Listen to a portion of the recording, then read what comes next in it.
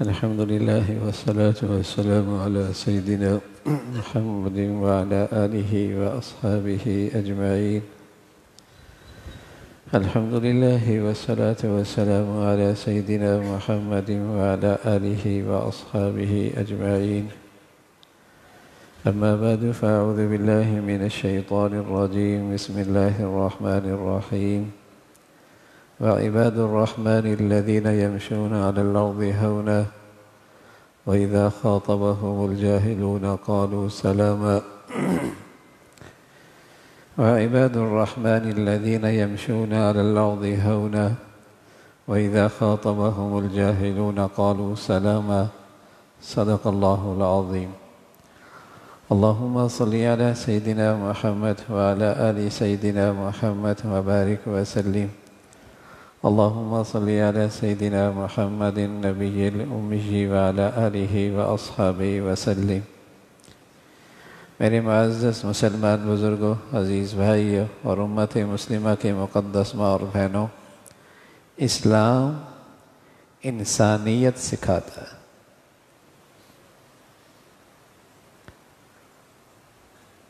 اسلام آتا ہے زندگیوں میں تو زندگیوں میں انسانیت آتی ہے۔ جہاں سے اسلام نکلتا ہے وہاں حیوانیت اور درندگی آتی ہے۔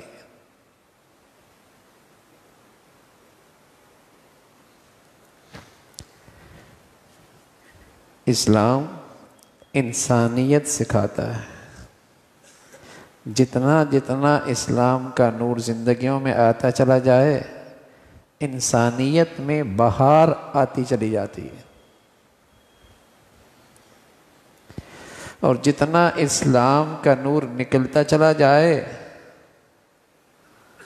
تو زندگیوں میں ظلمت آتی چلی جاتی ہے، حیوانیت آ جاتی ہے، درندگی آ جاتی ہے۔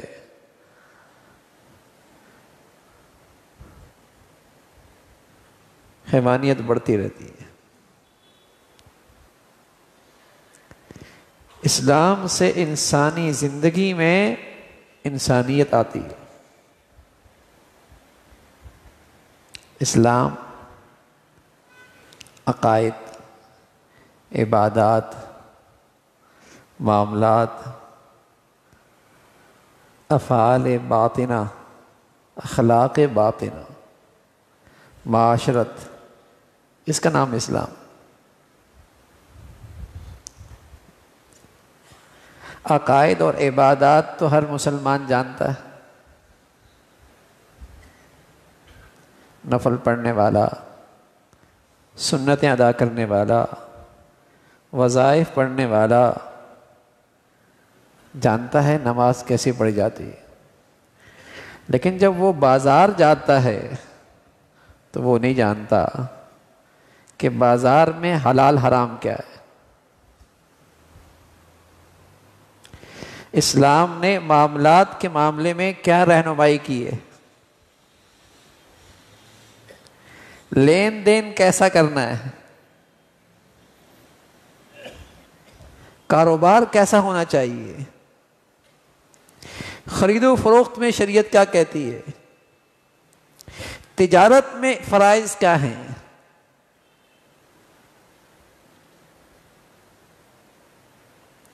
پھر نبی صلی اللہ علیہ وسلم نے بتایا کہ کچھ تاجر نبیوں اور صدیقین اور شہداء کے ساتھ ہوں گے، اور ساتھ یہ بھی فرمایا تجارت کرنے والے ہلاکت میں سوائے وہ جو تقوی اور پرہیزگاری کے ساتھ تجارت کرتے، باقی ہلاک۔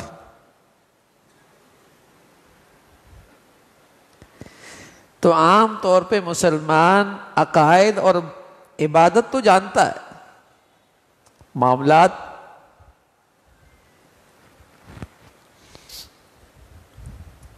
کمانا کیسا ہے،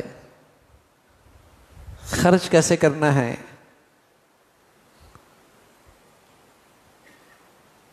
لین دین کیسے کرنی ہے، وراثت کیسے تقسیم کرنی ہے، مالی طور پہ کس کا حق کیسے ادا کرنا ہے،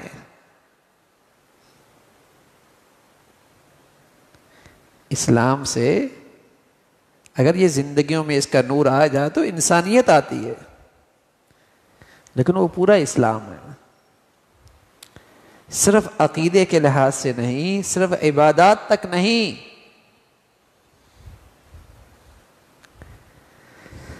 کہ معاملات میں اسلام کیسا ہے۔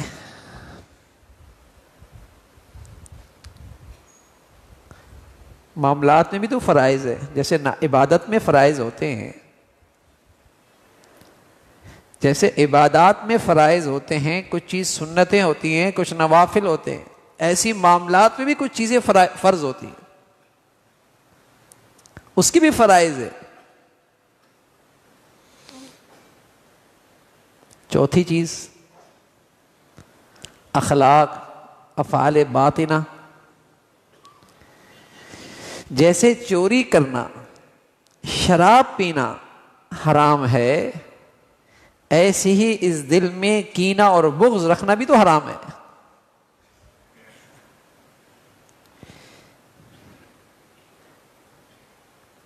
جیسے روزہ چھوڑنا حرام ہے، ایسے ہی اندر تکبر کرنا، ریاکاری کا جذبہ رکھنا، یہ بھی تو حرام ہے۔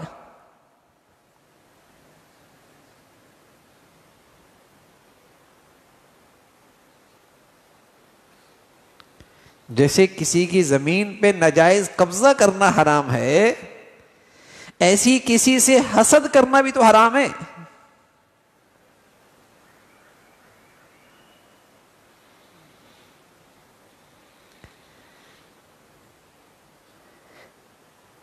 اسلام کے آنے سے جو انسانیت آتی ہے وہ تب جب اسلام کا نور آئے نا، ورنہ تو درندگی ہوتی ہے، متکبر، موذی، کینہ پرور، بغض، یہ تو درندوں کی عادتیں ہیں، یہ تو کتا بلیا کرتے ہیں ایسا، یہ تو ان کی عادات ہیں، یہ درندوں کی عادات ہیں۔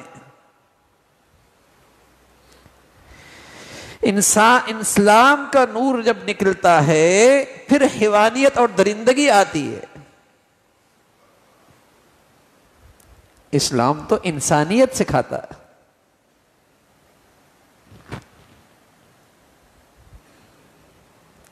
کینہ اور بغض، کینہ اور بغض اس کا نام نہیں ہے کہ کسی کے آپ نے بات سنی تو اس کی بات سننے سے آپ کا دل خراب ہو گیا۔ کینہ اور بغض کی حقیقت یہ ہے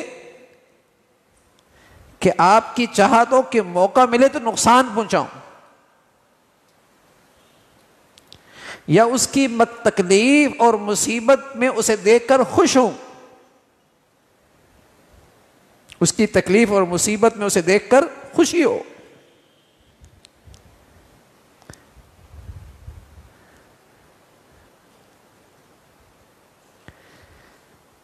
مسلمان کی زندگی کا اس سے کوئی جوڑ نہیں تھا، یہ حیوانوں کی عادات تھی، درندوں کی عادات تھی۔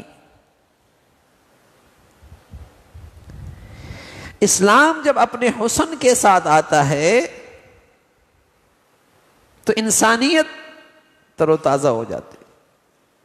یہ جو آپ جو انسان نما لوگوں کی زندگیاں سنتے ہیں اور اس زندگی کے سے درندے بھی شرما جائیں، اور یہ درندگی وہیں آتی ہے جہاں سے اسلام کا نور نکلتا ہے، یہ ظلم اور یہ اندھیرے وہیں آتے ہیں کہ باپ کے ہاتھ، بیٹے کے ہاتھ سے باپ مارا گیا، شوہر کے ہاتھ سے بیوی پہ ظلم ہوا، بھائی کے ہاتھ سے بہن ماری گئی، مسلمان کے ہاتھ سے مسلمان قتل ہو گیا۔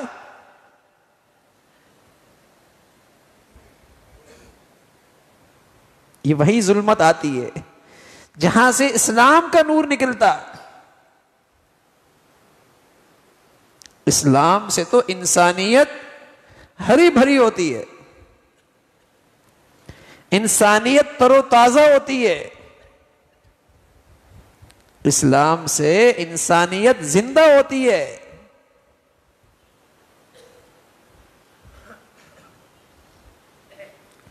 تو جہاں اسلام میں عقائد ہیں، عبادات ہیں، وہاں معاملات بھی ہیں۔ درندہ ہوتا ہے جو اس کھیت پہ بھی منہ مارتا ہے، اس کھیت پہ بھی منہ مارتا ہے، جسے پرواہ ہی نہیں ہوتی کہ مالک کی کون سی ہے، غیر کی کون سی ہے۔ نہ اسے حلال کی تمیز، نہ حرام کی تمیز، نہ جائز کی تمیز، نہ جائز کی تمیز۔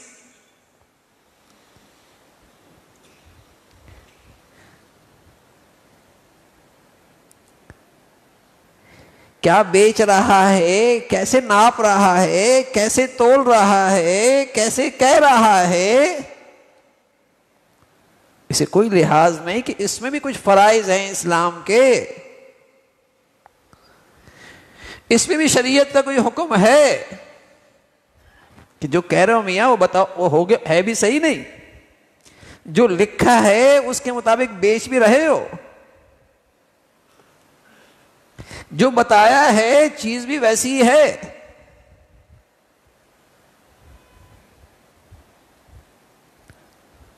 عقائد، عبادات، یہ تو سب مسلمان جانتے ہیں آج،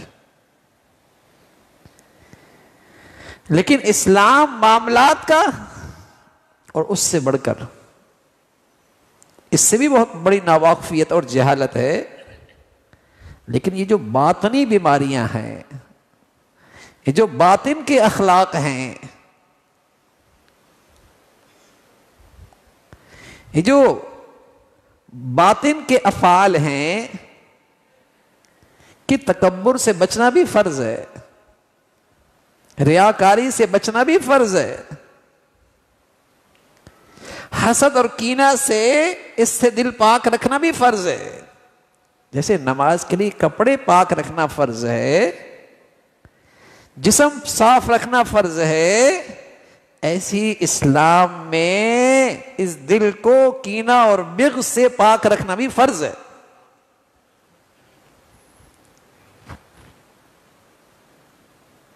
جیسے نماز میں کپڑے پاک رکھنا، جسم پاک رکھنا فرض ہے،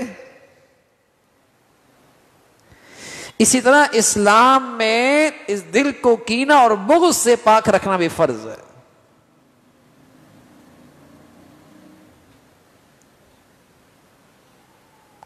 اس گندگی کے ساتھ، اس گندگی کا، کینہ اور حسد اور بغض، اس ظلمت کا اسلام کے نور سے کوئی جوڑ نہیں ہے۔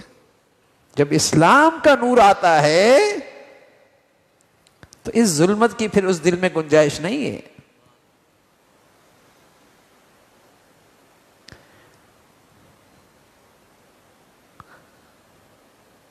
نمازی ہے، تہجد گزار ہے، روزے رکھتی ہے، کینہ پرور ہے، مسلمانی نہیں ہے، مسلمانی کی برکتیں نہیں ملیں گی، اس کی انسانیت ہری بھری نہیں ہوگی۔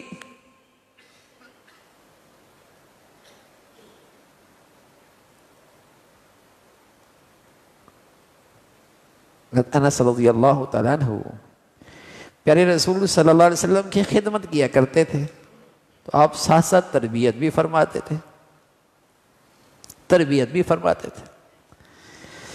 ایک دن فرمایا بیٹے، اور فرمایا اے پیارے بیٹے، یا بنیہ، اے پیارے بیٹے، ان تقدر ان تصبح وتمسی ولیس فی قلبک غش لأحد ففعل وذلك من سنتی ومن احب سنتی فقد احبنی ومن احبنی کان معی فی الجنہ او کما قال علیہ الصلوۃ والسلام۔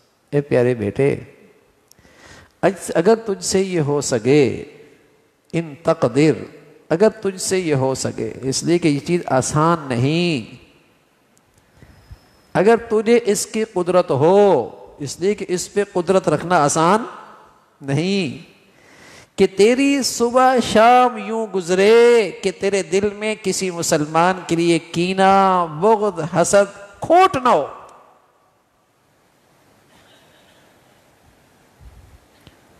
کوئی خوش نصیب گھرانہ ہی ایسا ہوگا، کوئی بہت مبارک خاندان ہی ایسا ہوگا، کوئی بہت ہی خوش نصیب مجموعہ ہی ایسا ہوگا. کہنے میں سب مسلمان ہیں جن کے دل ایک دوسرے کے لیے کیا ہوں؟ صاف. کوئی خوش نصیب خاندان ہوگا بھائی، کوئی بہت ہی مبارک گھرانہ ہوگا،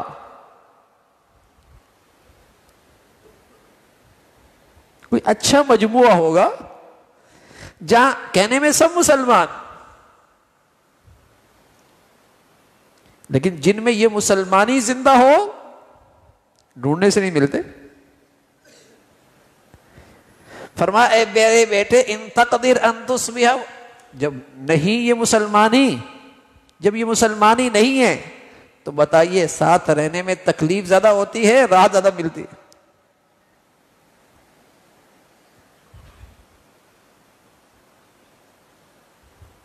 تکلیف زیادہ ہوتی ہے، تکلیف زیادہ ہوتی ہے. اسلام سے تو انسانیت آیا کرتی ہے بھائی، انسانیت ہری بھری ہوتی ہے، تر و تازہ ہوتی ہے، خوشبودار ہوتی ہے. لیکن اسلام وہ بھی تو صحیح، معاملات کا اسلام، باطنی اخلاق کا اسلام. حضور علیہ الصلوۃ والسلام فرمانے لگے ان تقدر ان تصبح وتمسی وليس في قلبك غش لاحد فافعل. بیٹے اگر تو اس کی قدرت رکھے کہ صبح شام تیری یوں گزرے کہ تیرے دل میں کسی کا کھوٹ نہ ہو، اللہ حفاظت فرمائے جس قدر یہ دنیا کی حرص و ہوس بڑھ رہی ہے دلوں میں کینہ، حسد، بغض بھی بڑھ رہا، اس لیے کہ یہ دنیا کی مصیبت ہے، ساتھ یہ دنیا کے ساتھ آنے والی بلائیں، جہاں حد سے زیادہ دنیا کی محبت اور حرص و ہوس ہے وہاں حسد، کینہ، بغض بھی ہے.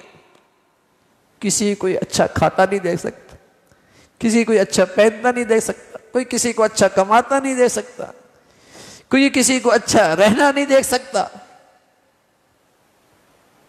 دنیا کی ہوس ہے. کہنے میں مسلمان، ارے کہنے میں مردم شماری میں مسلمان ضرور ہے، لیکن مسلمانی کوئی نہیں جس سے انسانیت بڑھیا ہو. فرمایا بیٹے ایسا کر لے تیرا دل صاف، اور فرمایا میرا دل تو ایسے ہی صاف ہے. سبحان اللہ، میرا دل تو صاف ہے.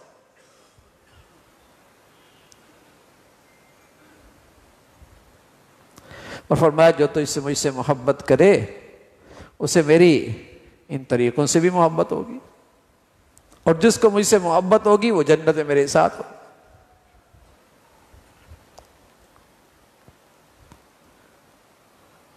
تو دل کی بھی فرائض ہے، اس باطن کی بھی اخلاق ہیں. جیسے نماز فرض ہے نا، جیسے روزہ فرض ہے، یہ جسم کے ظاہری اعمال ہے، ایسے یہ دل تکبر سے، ریا سے، حسد سے، کینہ سے، بغض سے یہ صاف ہو. یہ بھی فرض ہے اسلام کے، یہ بھی اسلام کے فرائض ہیں. اللہ تعالیٰ ہماری حفاظت فرمائے. عمل کر رہا ہے، بڑے سے بڑا عمل کر رہا ہے، لیکن ریاکاری، لوگوں میں نمایاں ہونا چاہتا ہے، لوگوں سے داد لینا چاہتا ہے، لوگوں سے واہ واہ کی امید ہے. میں عزیزو وہ نیکی کی شکل تو ہوگی، نیکی نہیں ہوگی بلکہ وبال ہوگا. ریاکاری کا شرک سے جوڑ ہے، ریاکاری کے تانے بانے شرک سے ملتے.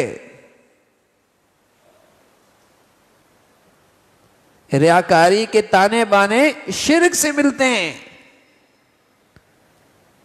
اس لیے کہ شرک کرنے والا بھی غیر اللہ کو مقصود بناتا ہے،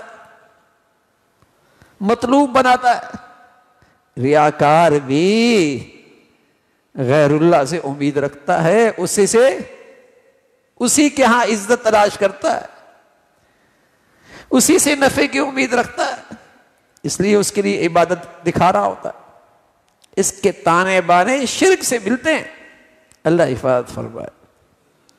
پیارے نبی صلی اللہ علیہ وسلم فرمایا کرتے تھے ریاکاری خفی شرک ہے، خفی شرک۔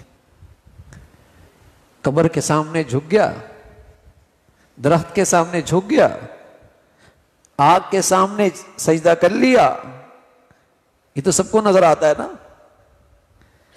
لیکن دل میں جذبہ ہے لوگ مجھے بزرگ کہیں، نیک کہیں، حاجی کہیں، سخی کہیں،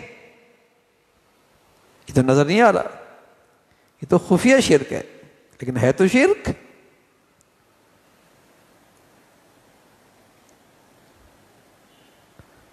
اللہم انی اعوذ بک ان اشرک بک شیئا، اللہ ہر قسم کے شرک سے مجھے محفوظ فرما، ہر قسم کے شرک سے محفوظ فرما، کھلا شرک ہو یا خفی شرک ہو۔ تو اسلام سے انسانیت آتی ہے، انسانیت تر و تازہ ہوتی ہے، لیکن اسلام صرف عقیدے کا نام نہیں، صرف عبادات کا نام نہیں، اس کا تعلق معاملات سے بھی ہے بھائی، باطنی اخلاق سے بھی ہے۔ یہ بھی کچھ لوگ جانتے ہیں کہ اسلام کا تعلق معاملات سے بھی ہے، یہ بھی کچھ لوگ جانتے ہیں کہ ریاکاری نہیں ہونی چاہیے، تکبر نہیں ہونا چاہیے، یہ بھی کچھ لوگ جانتے ہیں، لیکن اسلام کی پانچویں چیز تو بہت ہی کم لوگ سمجھتے ہیں، اور وہ کیا ہے؟ معاشرت، کہ تم ایسی زندگی گزارو کہ تمہاری ذات سے، تمہارے رہن سہن سے، تمہارے بول چال سے، تمہارے اٹھنے بیٹھنے سے کسی کو تکلیف نہ ہو۔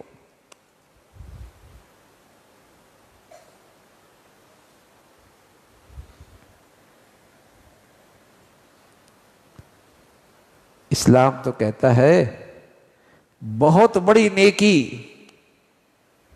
کسی کو تکلیف نہ دینا، بہت بڑا گناہ کسی کو تکلیف پہنچانا۔ معاشرت،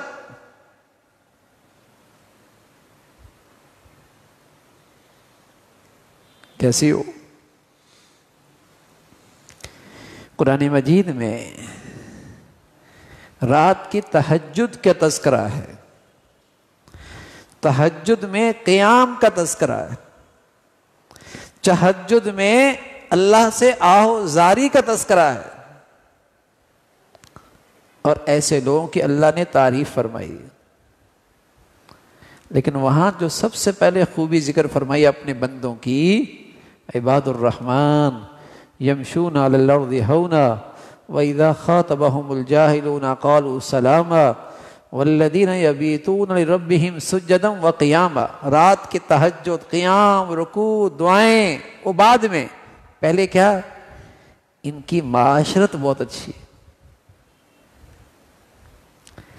ان کی چال میں تکبر نہیں، ان کی چال اٹھنا بیٹھنا تکلیف دہ نہیں، اور اگر کوئی ان سے جاہل آدمی ٹکرا جاتا ہے تو ظلم کی بات کا جواب عدل سے دیتے ہیں، سلامتی کا جواب دیتے ہیں۔ ایک بزرگ تھے سید شاہ اسماعیل شہید رحمۃ اللہ علیہ، دہلی کی جامع مسجد میں تشریف لانا تھا، تو کسی شریر نے ایک آدمی کو تیار کیا کہ تم کھڑے ہو کے سوال کرنا۔ حضرت تشریف لائے تو اس نے سوال کیا کہ میں نے سنا ہے آپ حرامی ہیں، لیکن آپ نے کیسے اسے مسئلہ بنا دیا اور کیسے عدل کے ساتھ اس کو جواب دیا، کیسے سلامتی کے ساتھ اسے جواب دیا، اس کا نام سلامتی ہے۔ وَإِذَا خَاطَبَهُمُ الْجَاهِلُونَ، کوئی جاہل آدمی آپ سے مخاطب ہو آپ اسے کہیں سلام۔ سلام کا ایک معنی تو یہی ہے کہ اسے سلام کہہ کر آگے چل دیں، اور دوسرا یہ کہ اسے جواب سلامتی کا دیں کہ آپ کی ذات سے اس سے بڑا کہ زیادتی نہ ہو جائے۔ بڑے لوگ تھے، اللہ نے انہیں تربیت عطا فرمائی تھی، اللہ رب العزت نے انہیں بہت بڑا بنایا تھا۔ اس لیے پیارے رسول صلی اللہ علیہ وسلم فرمایا کرتے تھے المسلم من سلم المسلمون۔ اب بتائیے کہیں اسلام معاشرت میں آ جائے، کسی گھر میں آ جائے، کسی خاندان میں آ جائے، کسی بازار میں آ جائے، کسی سوسائٹی معاشرے میں آ جائے، جنت نہ بن جائے؟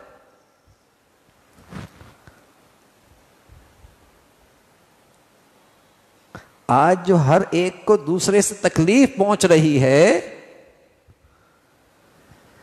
آج ہر آدمی کو جو دوسرے سے دھوکہ لگ رہا ہے، آج جو ہر ایک کو دوسرے سے پریشانی ہو رہی ہے، آج جو ہر ایک کو دوسرے سے زیادتی اور ناانصافی ہو رہی ہے، اسلام کی وجہ سے، اسلام نہ ہونے کی وجہ سے، کہ مردم شماری کا مسلمان تو ہے لیکن اس کی زندگی میں، اس کی معاشرت میں اسلام نہیں۔ اور میرے عزیزو، اس سے ایک نقصان تو یہ ہوا کہ میں خود اسلام کی برکات سے محروم ہو گیا، اور دوسرا اسلام دشمنوں کو موقع ملا کہ یہ مسلمان بھی ہیں اور یہ حرکتیں بھی کر رہے، یہ مسلمانوں کا ملک بھی ہے اور یہ سب کچھ ہو رہا ہے، یہ مسلمانوں کے معاشرہ بھی ہے اور یہ سب کچھ ہو رہا ہے، یہ کہنے میں مسلمان ہیں اور یہ سب کچھ کر رہے ہیں۔ لوگ اسلام پر انگلی اٹھا رہے ہیں۔ سچ کیا ہے؟ اسلام نہیں ہے، اسلام نہیں ہے۔ ایک تو یہ خود اسلام کی برکات سے محروم، دوسرا اسلام دشمن قوتوں کو، بے دین اور لا دین طبقے کو، ملحد اور لا مذہب طبقے کو انگلی اٹھانے کا موقع مل رہا، اور وہ ہم دے رہے، اس لیے کہ میرے بازار میں اسلام کا نور نہیں، میری معاشرت میں اسلام کا نور نہیں۔ حضور علیہ الصلوۃ والسلام دو آدمیوں کو لعنتی فرمایا، دو آدمیوں کو لعنتی فرمایا، ایک وہ جو سایہ دار درخت کے نیچے پیشاب کرے، دوسرا وہ جو ایسی جگہ پر گندگی پھیلائے جہاں لوگوں کا آنا جانا ہو۔ اب اس میں اسٹیشن بھی ہے، ایئرپورٹ بھی ہے، سڑک بھی ہے، اجتماعی باتھ روم بھی ہے، اجتماعی جگہ بھی ہیں۔ بتائیے مسلمانوں میں اگر اسلام ہوتا تو یہ ساری چیزیں صاف ستھری ہوتی۔ غیروں کے ہاں آئے تو وہاں صاف ستھری، ہمارے آئے تو گندی۔ ہم نے اسلام کا تصور غلط لے لیا، ہم نے سمجھ لیا پیدائش میں اسلام کے کچھ رسم و رواج ہو جائیں اور مرنے پر کچھ جنازہ اور کچھ قربانیاں ہو جائیں، بس یہی مسلمان ہے۔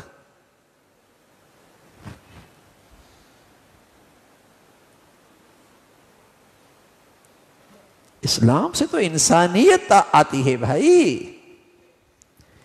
جہاں سے اسلام نکلتا ہے وہاں درندگی ہے۔ درندگی تو مغرب میں ہونی چاہیے، جہاں وہ بوڑھے باپ کو گھروں سے نکال دیتے،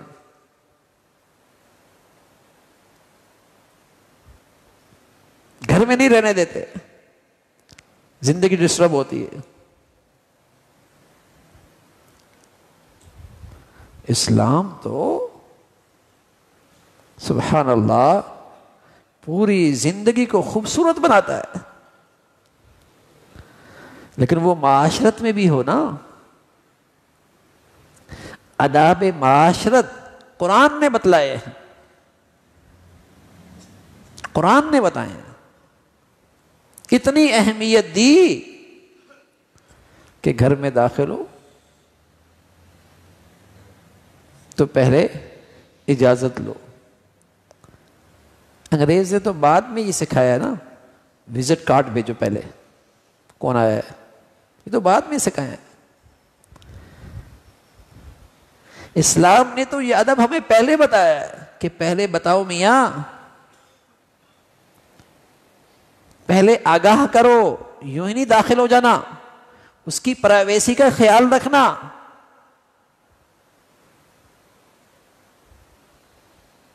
اجازت لو، سلام کرو، ہو سکتا ہے وہ ایسی حالت میں ہو کہ اسے پسند نہیں کوئی اور اس حالت کو دیکھے، ہو سکتا ہے کوئی ایسا اہم اس کے پاس دستاویزات ہوں وہ کسی کو دکھانا نہیں چاہتا،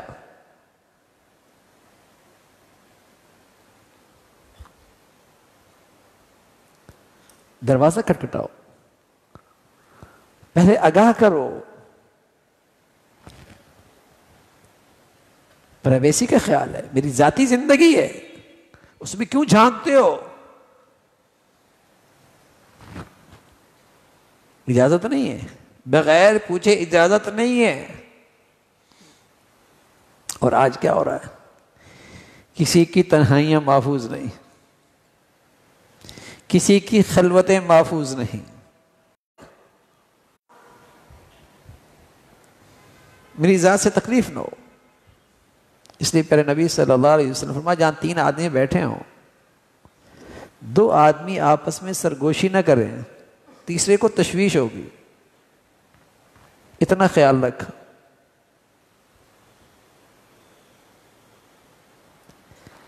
اس لیے ان 2 کو ایسی زبان میں بھی بات کرنے کی اجازت نہیں جو تیسرے کو سمجھ میں نہ آئے۔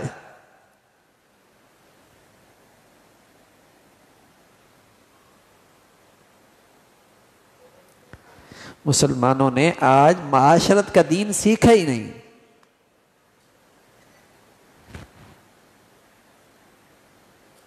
معاشرت کا دین سیکھا ہی نہیں، اس کو دین کا حصہ ہی نہیں سمجھا۔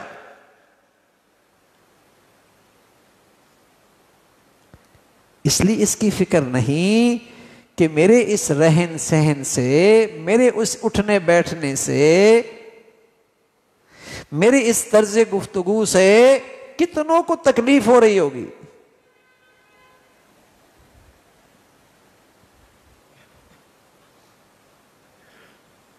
بڑا گناہ ہے کسی کے دل میں تکلیف ڈالنا، بڑی نیکی ہے کسی کے چہرے پہ مسکراہٹ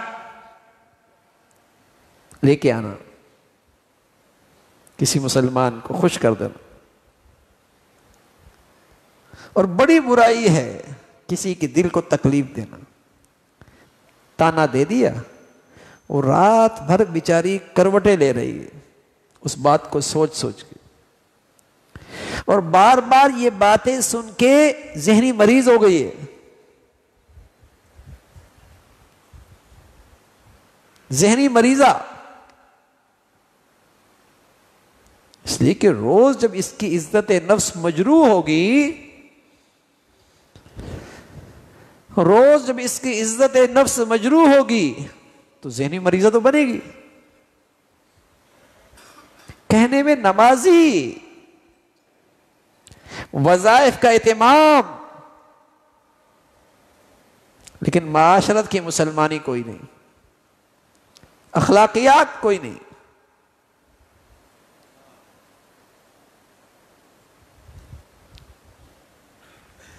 تکلیف دہ زندگی ہے گھروں کی، گھروں کی زندگی تکلیف دہ، معاشرت اچھی نہیں ہے. آپ یقین جانیں کچا گھر ہو، چھوٹا سا گھر ہو اور وہاں اسلامی معاشرت ہو، وہ گھر بھی بہت بڑا لگتا ہے، وہ گھر بھی جنت لگتا ہے. محل نما گھر ہو لیکن وہاں معاشرت کا اسلام نہ ہو، ہر ایک کا دل دوسرے سے ٹوٹا ہوا ہو، ہر ایک دوسرے کے لیے برائی چاہتا ہو، طبیعتوں میں کھچاؤ ہو، وہ بڑا گھر بھی تنگ لگتا ہے، جیل لگتی ہے، قید لگتا ہے. جب دل تنگ ہو جاتے ہیں بھائی تو بڑے گھر پھر بڑے گھر نہیں رہتے، وہ چھوٹے ہو جاتے. اور جب دل بڑے ہو جائیں پھر چھوٹے گھر چھوٹے نہیں رہتے، بہت بڑے ہو جاتے، بہت بڑے ہو جاتے.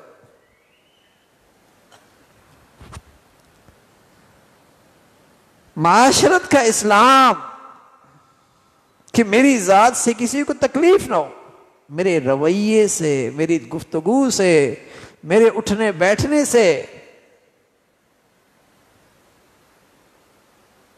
آداب سکھائیں، کسی کو تکلیف نہ ہو. پیارے نبی صلی اللہ علیہ وسلم فرمایا جب تمہیں جمائی آئے تو ظاہر ہے اس وقت چہرے کی کیفیت اچھی نہیں ہوتی. ساتھ بیٹھنے والا، ساتھ کھانے والا، اسے تکلیف ہوگی تو ہاتھ آگے دے دو. آواز بہت آ رہی ہے تو دونوں ہاتھ سے آواز پست کر لو. سبحان اللہ، یہ آداب سکھائے ہیں. حتی الامکان اس چھینک کی آواز پست کرو، ہاتھ دے دو. تمہارے جراثیم سے کسی کو تکلیف نہ ہو.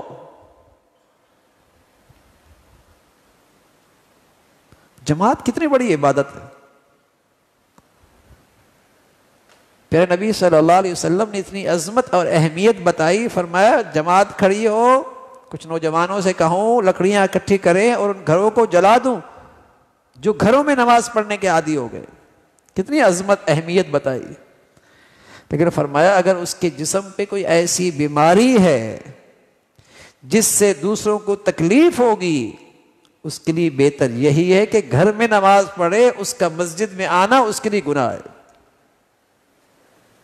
معاشرت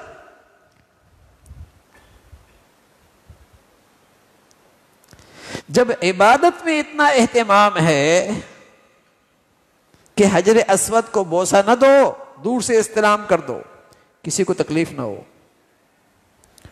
تو رہن سہن میں، گھر کی زندگی میں، بازار کی زندگی میں پھر ایسا رویہ، ایسی گفتگو، ایسا طرز عمل کہ ہر آدمی چاہے میاں بس یہ نہ آئے گھر میں، کہیں اس کے ساتھ نہ رہنا پڑے، کہیں سفر میں یہ ساتھ نہ ہو جائے، کہیں اس سے واسطہ نہ پڑے. تو بھائی یہ تو انسانوں کے ساتھ تو ایسا نہیں ہوتا. یہ تو آدمی سانپ سے ڈرتا ہے، بچھو سے ڈرتا ہے، درندوں سے ڈرتا ہے، اس سے پناہ مانگتا ہے. ہاں میرے عزیزو، جب اسلام کا نور معاشرت سے نکلتا ہے، معاملات سے نکلتا ہے، تو پھر حیوانیت اور درندگی آتی ہے، پھر ظلمت آتی ہے، پھر یہ مصیبت آتی ہے. تو اچھی معاشرت یہ دلوں کو محبت کے ساتھ کھینچتا ہے. اسلامی معاشرت دلوں کو محبت کے ساتھ جوڑ دیتا ہے. گھر میں ہر آدمی یہ چاہ لے کہ میری ذات سے کسی کو تکلیف نہ ہو، تو بتائیے نا اس گھر میں راحت نہیں ہوگی. اسلامی معاشرت دلوں کو محبت کے ساتھ جوڑ دیتا ہے. پیارے نبی صلی اللہ علیہ وسلم فرمایا کرتے تھے ایمان کے 70 سے زائد شعبے ہیں، ان میں ادنا شعبہ ایمان کا راستے سے ایجاد دہ چیز کو ہٹا دینا. ہٹا دینا، نہ یہ کہ ڈال دینا. یہ نہیں فرمایا کہ ڈالا تو پھر ہٹا دینا، نہ ہٹا دینا. ڈالی کسی اور نے، تم ہٹا دینا. یہ ایمان کا تقاضا ہے. ہاں؟ اور اگر راستے میں میں خود ہی ایذا دہ چیز ڈال دوں جہاں سے لوگوں کا گزر ہوتا ہے، جہاں لوگ اٹھتے بیٹھتے ہیں، اچھا میں اس گناہ سے توبہ نہیں کرتا، اس لیے نہیں کرتا کہ میں اس کو اسلام کا حصہ نہیں سمجھتا. چوری کرنا، اس پہ توبہ ہو جائے گی. ڈاکہ مارنا، اس پہ چوری ہو جائے گی. شراب پینا، اس پہ توبہ ہو جائے گی. لیکن لوگوں کے لیے موذی بننا، اس پہ توبہ نہیں کرتا. کہ میری زبان سے دوسروں کا کلیجہ کٹ گیا، دل پہ زخم لگ گیا جو مرہم سے بھی نہیں بھرتا. بس اوقات وہ زخم ساری زندگی رستا ہے.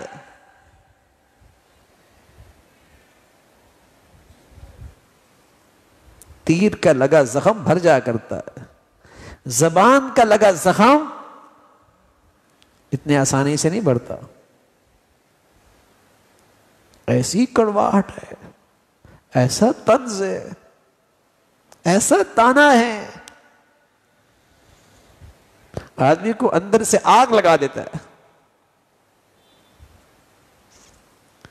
اور یہ فیشن بن گیا، یہ فن بن گیا، دوسروں کی عزتوں کے ساتھ کھیلنا، دوسروں کی خامیوں کو اچھالنا، دوسروں کی عزتوں کو پامال کرنا، یہ فن بن گیا. ایسی بد اخلاقی ہے میرے عزیزو، اس کا مسلمانی سے تعلق نہیں. یہ ساری ظلمتیں وہی ہیں جہاں اسلام نہیں ہے.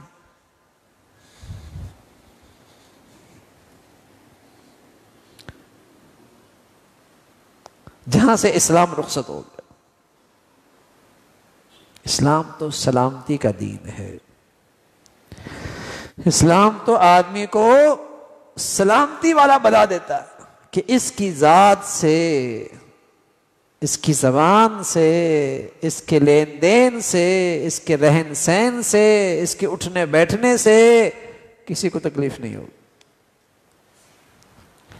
اسلام تو اپنے پیروکاروں کو ایسی زندگی میں دیکھنا چاہتا ہے.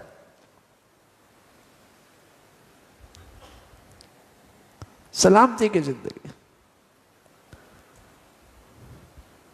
اسلامی معاشرت میرے عزیزو یہ ہر وقت کا دین ہے، ہر وقت کا دین ہے. یہ کیسا گزر رہا، اسے ہم دین نہیں سمجھتے. حالانکہ بڑی بزرگی ہے.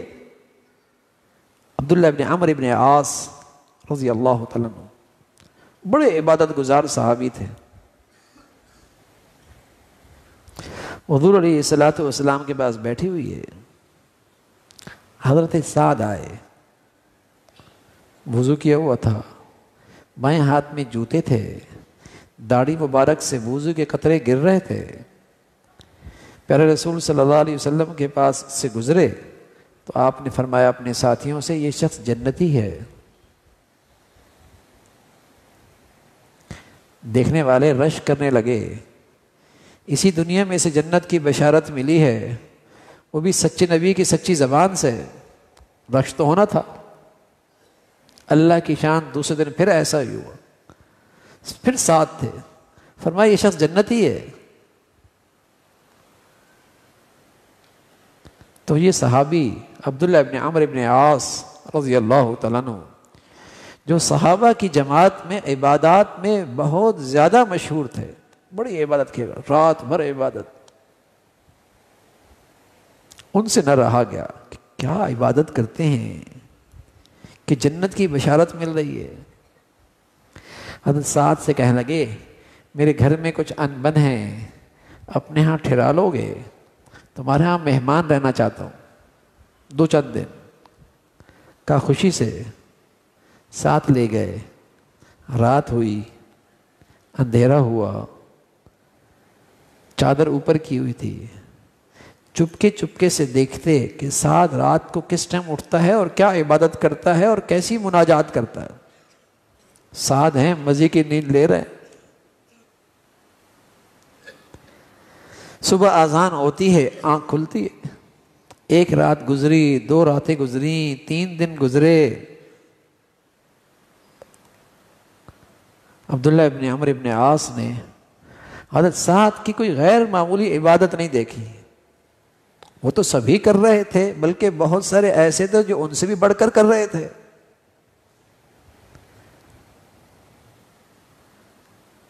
تو عبداللہ ابن عمرو ابن عاص نے اپنے آنے کی وجہ بتائی، ہم تو یہ دیکھنا چاہ رہے تھے، تمہیں بشارت ملی جنت کی، تم تنہائیوں میں کیسی عبادت کرتے ہو، کوئی خاص چیز تو دیکھی نہیں۔ حضرت سعد فرمانے لگے عبداللہ جو دیکھا بس وہی ہے۔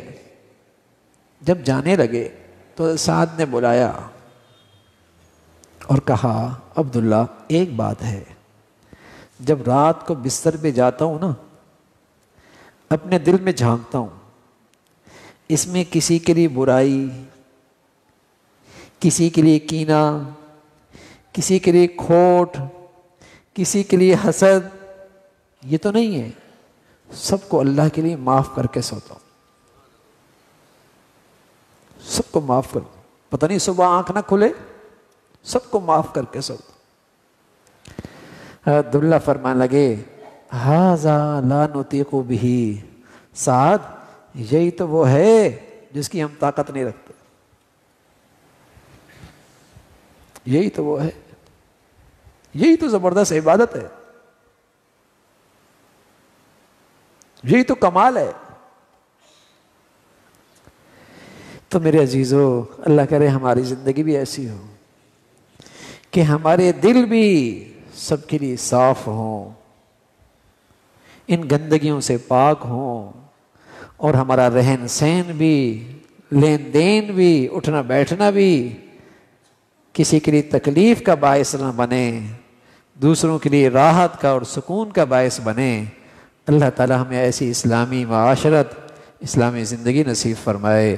وآخر دعوانا الحمدللہ رب العالمین۔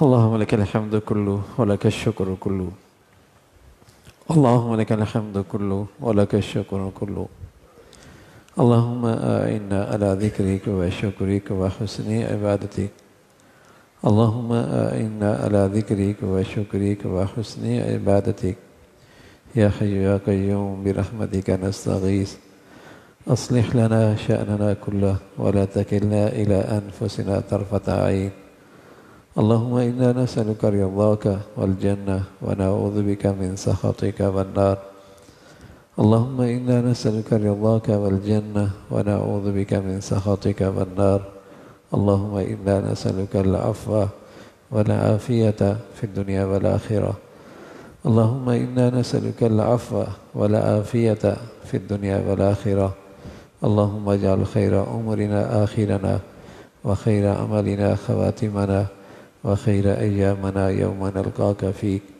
اللهم بارك لنا في الموت وفيما بعد الموت، اللهم بارك لنا في الموت وفيما بعد الموت، یا ارحم الراحمین۔ جو کچھ کہا کا سنا عمل کی توفیق نصیب فرما، ایمان والی، عافیت والی، صحت والی زندگی عطا فرما۔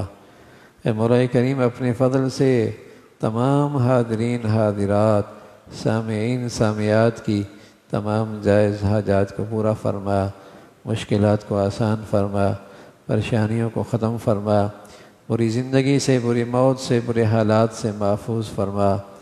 اے مولا کریم حادثات سانحات سے محفوظ فرما، ہمیشہ نعمتوں بری زندگی عطا فرما، شکر گزاری عطا فرما، اپنی فرما برداری عطا فرما، گناہوں کی نحوستوں سے ہمارے بچے بچیوں کو، ہمارے گھروں کو محفوظ فرما۔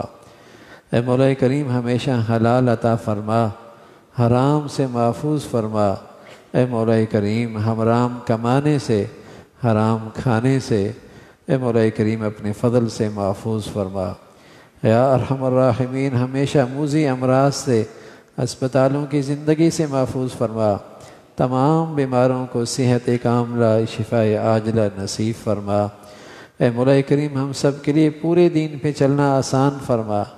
ہمیں اپنے گھروں میں صحیح معنی میں دینی زندگی نصیب فرما، دینی اخلاق نصیب فرما، اسلامی معاشرت عطا فرما، معاملات کی دیانت اور سچائی عطا فرما۔ اے مولا کریم ہمارے دلوں کو ہر قسم کے ظلمتوں سے، کینہ اور بغض اور حسد کی گندگیوں سے محفوظ فرما، پاک فرما۔ اے مولا کریم ہمیں یقین کا اور ایمان کا نور نصیب فرما۔ اے مولا کریم اپنے فضل سے، اپنے کرم سے ہم سب کے حال پہ رحم فرما۔ ہمیں اپنے بچے بچیوں کی تعلیم، تربیت، زندگی کے صحیح فیصلے کرنے کی توفیق عطا فرما۔ ہمیں اپنے بڑوں کے لیے صدقہ جاریہ بنا، ہماری اولادوں کو ہمارے لیے صدقہ جاریہ بنا۔ اپنے فضل سے مولا کریم ہر قسم کے آزمائشوں سے محفوظ فرما۔ پوری امت مسلمہ کو سلامتی عطا فرما، اہل اسلام کو نیک صالح قیادت نصیب فرما۔ اے مولا کریم دنیا بھر کے مظلوم مسلمانوں کی مدد اور نصرت فرما۔ غزہ اور فلسطین کے مسلمان قبلہ اول کی حفاظت میں قربانیاں، شہادتیں پیش کر رہے، اے مولا انہیں اپنے قرب کا اعلیٰ درجہ نصیب فرما۔ ان کی شہادتوں، قربانیوں کے بدولت مسلمانوں کی بے حسی کو ختم فرما، غفلت کو ختم فرما، ایمانی اسلامی بیداری پیدا فرما۔ غزہ اور فلسطین کے مسلمانوں کے دلوں میں اے مولا کریم سکینہ نازل فرما، قدرت کے عجائبات اس سرزمین پہ دکھا۔ اے مولا کریم ظالموں کے ظلم سے، ان کے شر سے اہل اسلام کی حفاظت فرما۔ مولا کریم ہمارے ملک کو سلامتی عطا فرما۔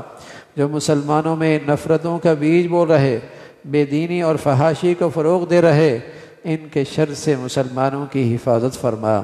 یا نیکی کی اور خیر کی اور تعمیر کی قوتوں کو غلبہ نصیب فرما، شر کی اور تخریب کی اور بے دینی کی طاقتوں کو نیست و نابود فرما۔ اے مولا کریم ہمیں سلامتی عطا فرما، ہمارے شہر کو سلامتی عطا فرما، ہمارے ملک کو ظاہری باطنی ترقی عطا فرما، ہمارے ملک کو یہاں ایمان ہدایت کی فضاؤں کو عام فرما، پوری امت مسلمہ کو سلامتی عطا فرما۔ ربنا تقبل منا انك انت السميع العليم وتب علينا انك انت التواب الرحيم وصلى الله على سيدنا محمد وعلى آله واصحابه اجمعين برحمتك يا